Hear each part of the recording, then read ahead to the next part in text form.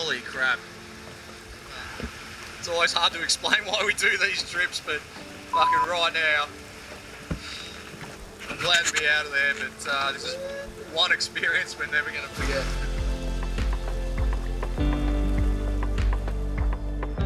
With 5 days of blood, sweat and tears, Dave, Dan and myself had just paddled through our remote and rarely visited river gorge, widely regarded as a geological phenomenon.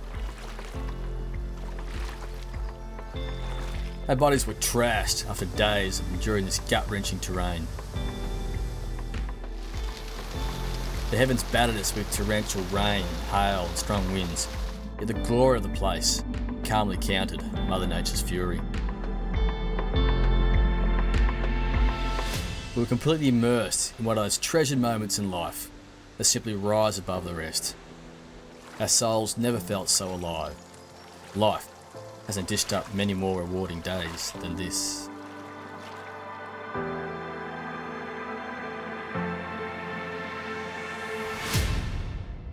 Wind back the clock. Like many, this adventure had loomed for a lifetime, whether we knew it or not. As little boys, Dave, Dan and myself grew up, getting our hands grubby, so to speak, whenever we could. To backyard antics and mud pits, to getting lost out bush. In doing so, we discovered the unknown frontiers of ourselves, the world outside our windows. Unconsciously that whole time, we're also forging a strong connection with nature. In hindsight, it helped define who we are and fostered a deeper connection to life. Hi there.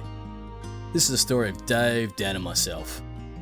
All outdoor education teachers, all kayakers, all inspired by nature. But bugging me days if life did somehow get all too busy and more complicated for us all. We dabbled in the occasional wilderness trip now and then, but the time immersed in nature and our very connection to the wilderness dwindled. Furthermore, Dave and I were going through some challenging times, and our lives, while still meaningful, weren't quite as fulfilling as they once were or should be. Our souls were restless. Sure, we were living and generally happy, but deep down in the gut, we felt like something was missing. It soon dawned on us that we'd lost that strong connection to nature. We hadn't made much time for it, distracted by the rat race and the daily grind. In the words of the inspirational Bob Brown, existence is inscrutable, and the very fact that we go about our daily lives untroubled by our inability to know or understand what we're doing here, where we're from or where we're going to, is a tribute to the evolution of a very capable denial mechanism in our brains.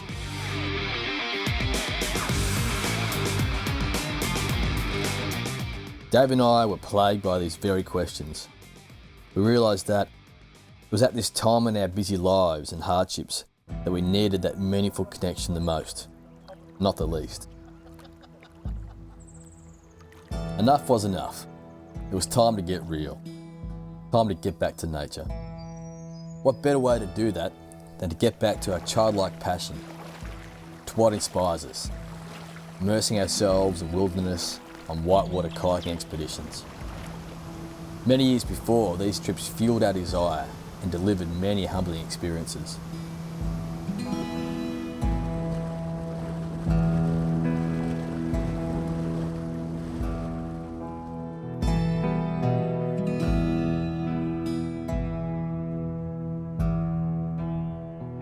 We drew inspiration from the late Olagus Trahanis and Peter Dombrovskis, two of Tasmania's mighty heroes of conservation. To this day, the long shadows of his world-renowned photographers continue to inspire all kinds of people to embark on journeys to the wildest parts of southwest Tasmania.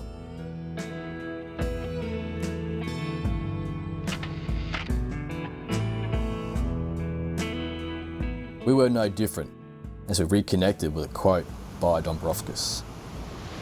People can live their whole lives without love and still live and still function. And the same thing is true of wilderness. But not having known it, they don't know what they've missed or what they've lost.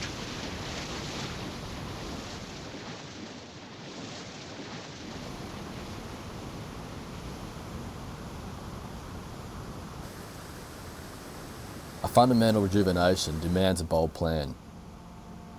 We look for somewhere that captures the essence of wildness, somewhere forbidding yet fulfilling, where few have been before. Without saying a word, we both knew. The Gordon River in southwest Tasmania. Both Treharnis and Dombrovskis visited such a place, and their stunning photographs and stories had always captivated us, whispering from the past.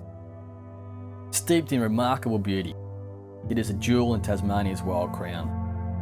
Boasting high-class rapids bubbling through a forbidding landscape, it features a rarely visited and treacherous Gordon Splits, a river gorge like no other. A perfect way to renew our acquaintance with nature.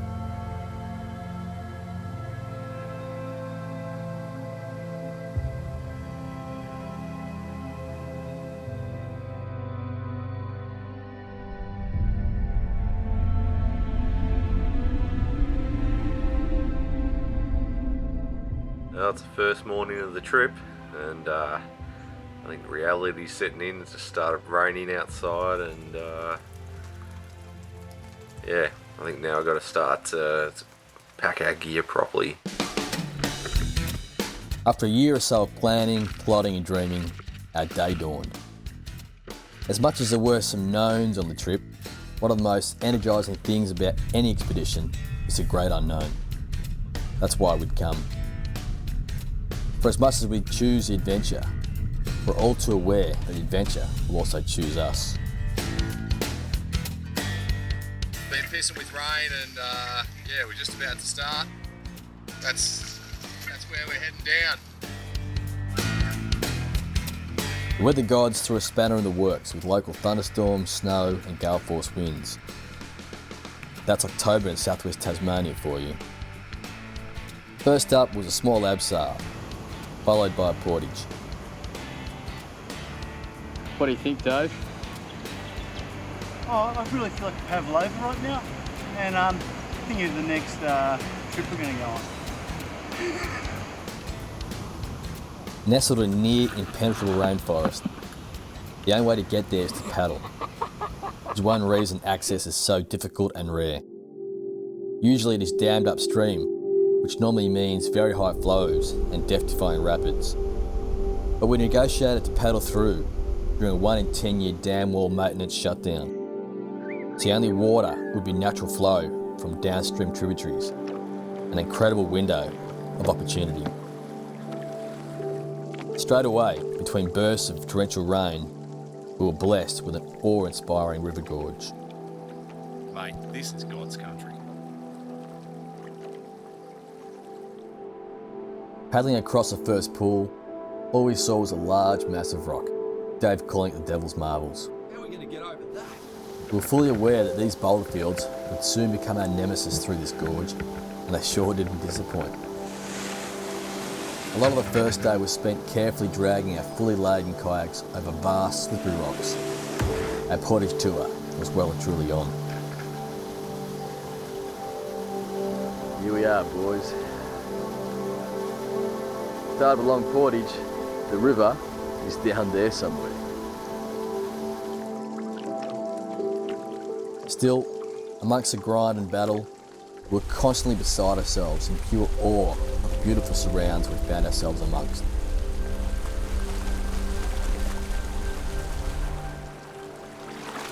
"600 million years ago, the powerful waters of the Gordon River wore a deep erosion slot through many of these rugged ridges of quartzite.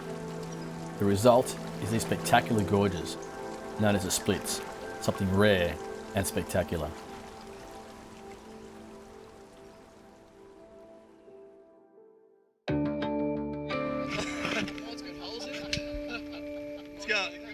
What's going on, boys?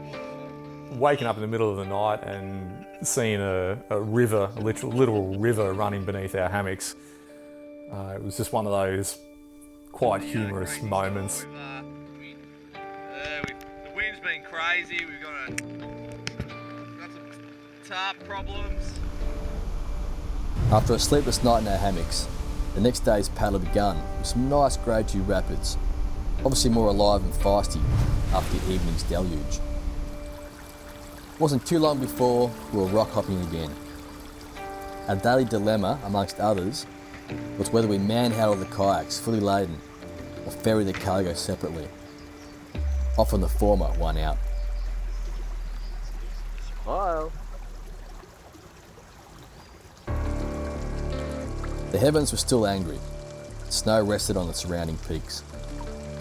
We just had to laugh at the fact we found ourselves in such a cold place at the end of winter.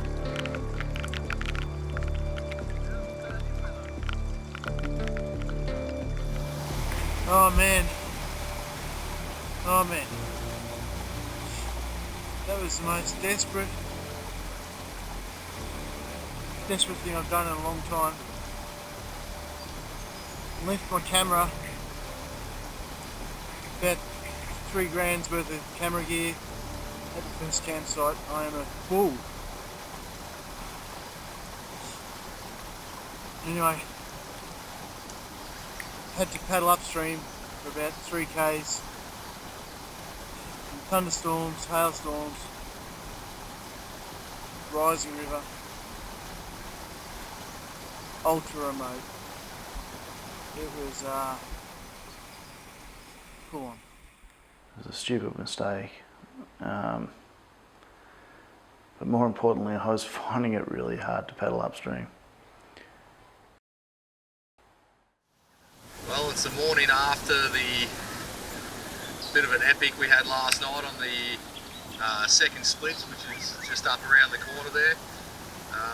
We finished up at probably about at least 8 o'clock, and we ended up paddling down through this section in complete darkness, hoping and searching that we'd find a half decent campsite, and yeah, we managed to find one. So it's about 9 o'clock now, so we're going to go and hit up the final splits before we get to the lower Gordon.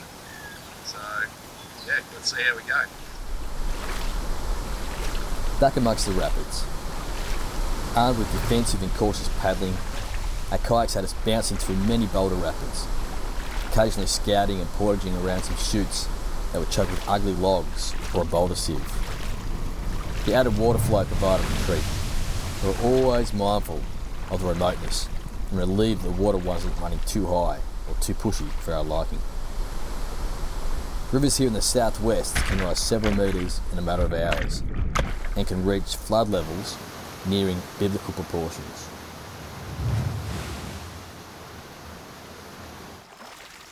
High up on the bank, flanking us on both sides, were the unmistakable hue and pine trees.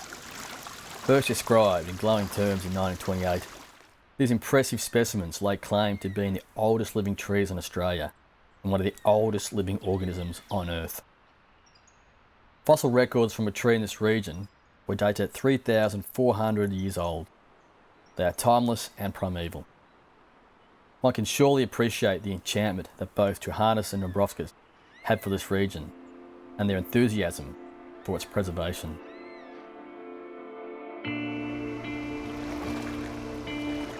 Not only were the fun rapids a welcome joy, but the sunshine bursting through the clouds warmed our souls. Just glorious. Days like these are the making of us. As we paddled into the late afternoon light, our little whitewater brotherhood sat alone with our thoughts, but united by the river. It was a moment to reflect upon our lives, and for me, my battle with Lyme disease, a potentially life-threatening condition that's not recognised here in Australia. Thought to be transmitted by ticks, the brain fatigue and tiredness can be intensely hard, as not many people understand. It is such a lonely disease, existing as a shadow of yourself. For years, so many people said it's in your head, just snap out of it, but I knew there was something more to it. It was quite the contrary. It had been my strong head and mind that's kept me going all this time, not a weakness of the mind.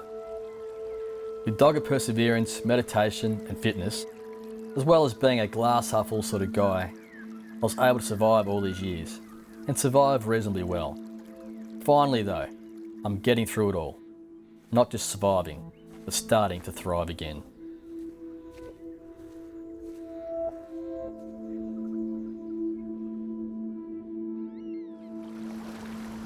The last couple of days had fair old sting in the tail, so when Dave spotted a luxurious beach campsite, none of us needed a second thought. Before we knew it, we were lounging on the beach, sipping on a stash of port, rather content in our surrounds. We are in the only place where we wanted to be right now, which is something that the inspirational Bob Brown often talks about. Finding a connection to the natural world is finding a connection to ourselves, because we all come out of nature. That's why we are all galvanised by the flight of an eagle. It's in us. Dave was certainly happy about getting back to nature. Which I personally am going to have the best night, stress-free, sleeping under the stars. We all took a leap out of Dave's book and just hung out for a while, stress-free. Another famous quote from Peter Dombrowskis comes to mind. Tasmania is a wild land, and I think there is a certain wildness, a certain wild element in man's nature that is essential to the humaneness of man. If man becomes contained, too docile, programmed, then he becomes less human. And this wildness in the wilderness allows the wildness in man an expression.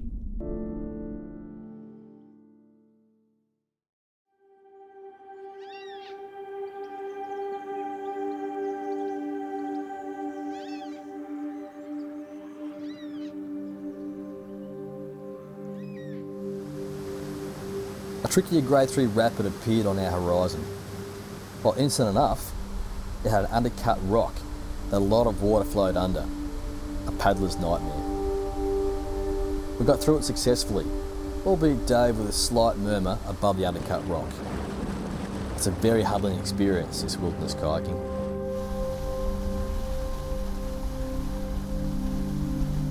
How you doing, mate? Fine? Yeah, it's fine. We now found ourselves in the second Gordon split. Simply amazing. Anyone who's seen the majestic photos of these splits from both Treharnis and Dombrowskis are simply spellbound.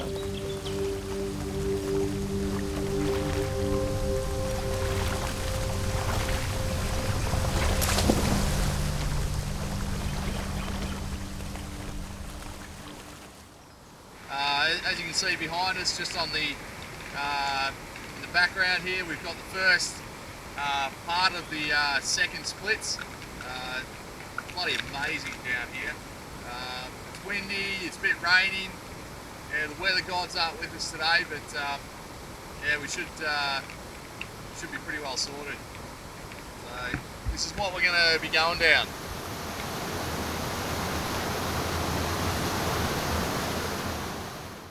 Yeah, that portaging was pretty tough. Huge boulder fields, very slippery, hard yards. Still, there's plenty of fun to be had with the boys.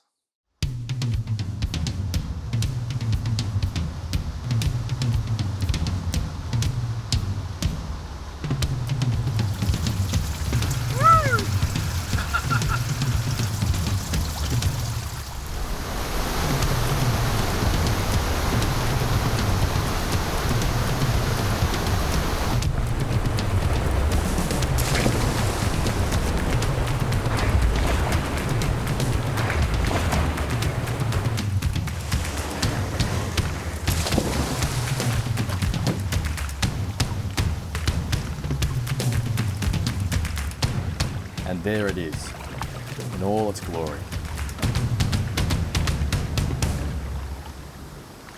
The first split was the narrowest of them all, just a few metres wide in some parts. This is how explorer Stitch described the splits in 1928. The splits are the showplace of Tasmania. Words can scarcely describe the glory of the place. In time to come, they will be visited by thousands of people annually. There was a stunned silence between us all. This was a pinnacle of so much planning. While we could see the first split tantalisingly close, many rapids and boulders lay between.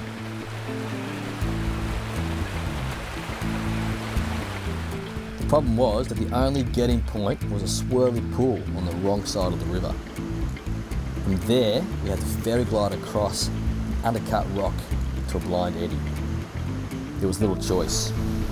We had to get to that eddy and hope it was clear from there. It's these moments when you learn just a little bit more about yourself.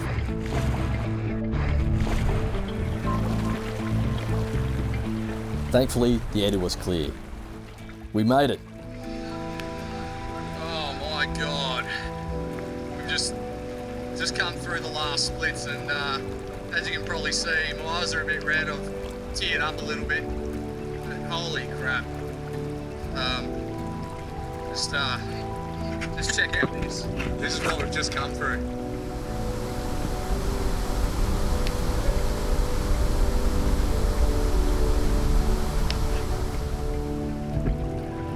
It's always hard to explain why we do these trips, but fucking right now.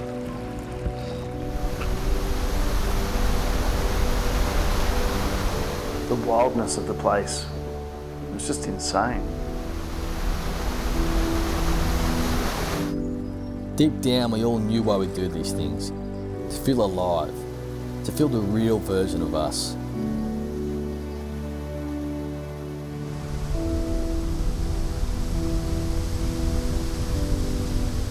Places like these awaken your soul.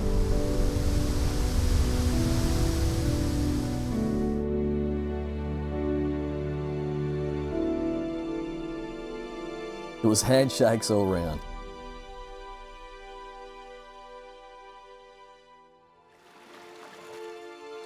We now had to paddle 45 kilometres downstream to the finish. With the pressure valve released and the never-ending stunning landscape surrounding us, we again reflected on the experience. These trips into southwest Tasmania helped to restore our souls.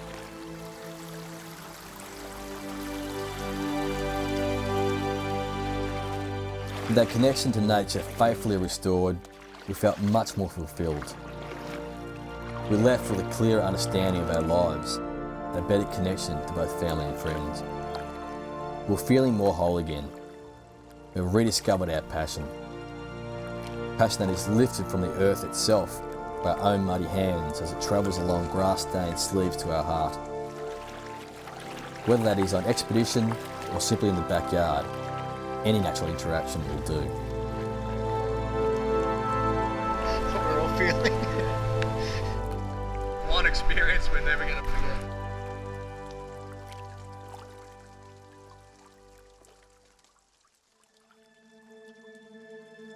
Besides being tired and sore, we felt pretty good. As we waited for our boat pickup, we shared further thoughts about the trip. It is reported that never before in history have humans spent so little time in physical contact with animals and plants.